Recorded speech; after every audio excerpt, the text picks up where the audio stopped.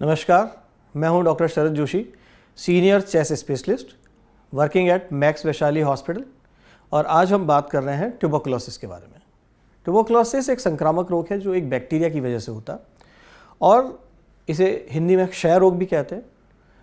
Greek में इसे thesis भी कहा जाता है, जिसका मीनिंग है कि धीरे धीरे आपका शरीर डिके होने लगता है, क्षय होने लगता है। मरीज पतला होने लगता है, वजन लूज़ करता है, मांसपेशियां कमज़ोर होने लगती हैं।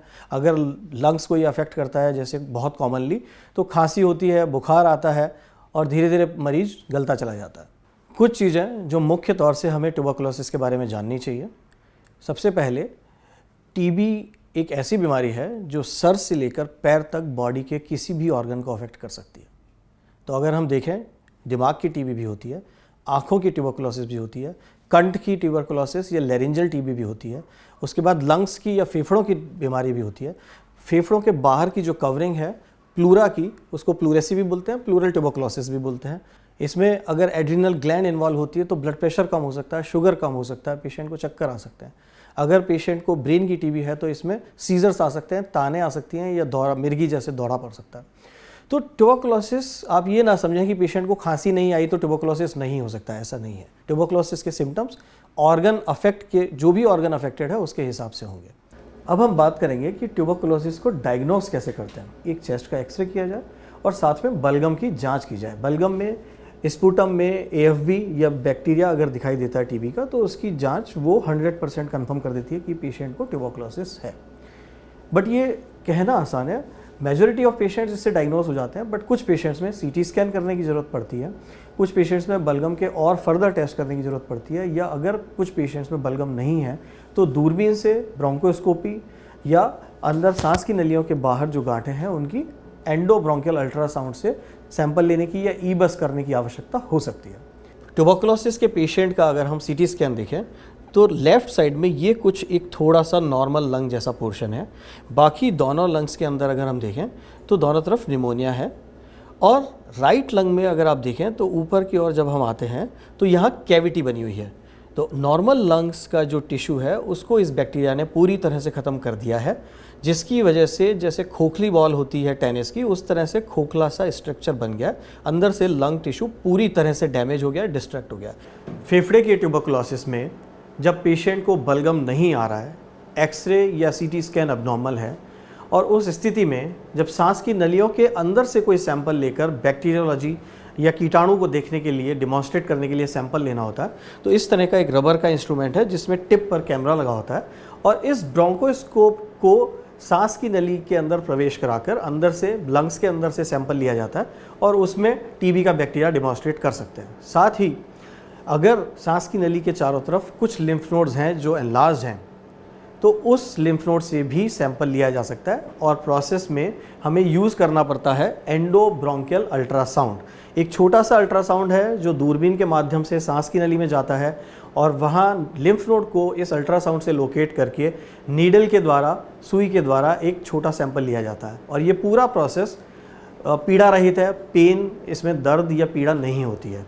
अब अगर हम ट्यूबरकुलोसिस के ट्रीटमेंट की बात करें तो हाँ, ट्यूबरकुलोसिस का ट्रीटमेंट उपलब्ध है और मेजॉरिटी ऑफ केसेस में ट्यूबरकुलोसिस का ट्रीटमेंट पूरी तरह से संभव है। पर इसके साथ कुछ सावधानियां हैं जिनका ध्यान रखना होता है। ट्रीटमेंट की अवधि को पूरा करना होता है। अगर आप ट्रीटमेंट बीच में छोड़ देंगे तो डेफिनेटली ये ट्यूबरकुलोसिस और बिगड़ के और ज़्यादा परेशान करने वाले समस्या के रूप में आपके सामने आने वाला है। एक और इससे भी ज़्यादा गंभीर समस्या है और वो है एमडीआर ट्यूबरकुलोसिस, एक्सडीआर ट्यूबरकुलोसिस। तो जब हम एमडीआर की बात करते हैं, एमडीआर का मतलब है मल्टी ड्रग रेजिस्टेंट ट्यूबरकुलोसिस। ये ऐसी स्थिति है जहाँ टीबी का बैक्टीरिया, जिन दवाओं से हम उसे ट्रीट करते हैं, वो दवाएं उसके लिए वो रेजिस्टेंट हो जाता है। ये अपने आप में एक बहुत बड़ी परेशानी वाली बात है, क्योंकि एमडीआर बैक्टीरिया को किल करना, टीबी को ट्रीट करना लंबी समस्या है, गंभीर समस्या है।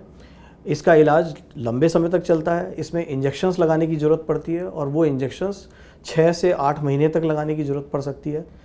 अभी बेडाकुलिन करके एक नई ड्रग के साथ में एमडीआर या एक्सडीआर का ट्रीटमेंट थोड़ा सा आसान हो गया है, पर निश्चित तौर पर अगर एमडीआर या एक्सडीआर टीबी आपका डायग्नोस होता है तो किसी विशेषज्ञ की या बहुत ही स्पेशलिस्ट की सलाह लेना बहुत ज़रूरी है और उनकी सलाह को पूर्णतः मतलब 100% तौर पर फॉलो करने की, रेगुलरली मानने की ज़रूरत होती है।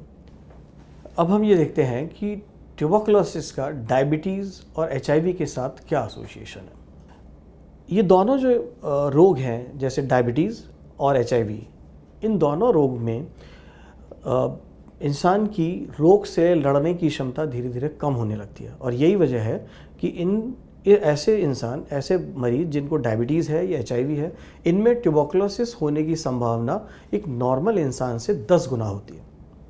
ट्यूबरकुलोसिस सिर्फ हमारे देश की समस्या नहीं है, ये पूरे विश्व की समस्या है और इसी को पहचानते हुए WHO ने एक मिशन की तरह ट्यूबरकुलोसिस को ट्रीट करने का मुद्दा जिम्मा उठाया और ये प्लान किया गया कि 2030 तक विश्व में ट्यूबरकुलोसिस को 95% तक कम कर लेना है या पूरी तरह से कंट्रोल कर लेना है। निर्णय इस तरह से निकला है कि ट्यूबरकुलोसिस एक संक्रामक रोग है, पर इसमें घबराने की आवश्यकता नहीं है।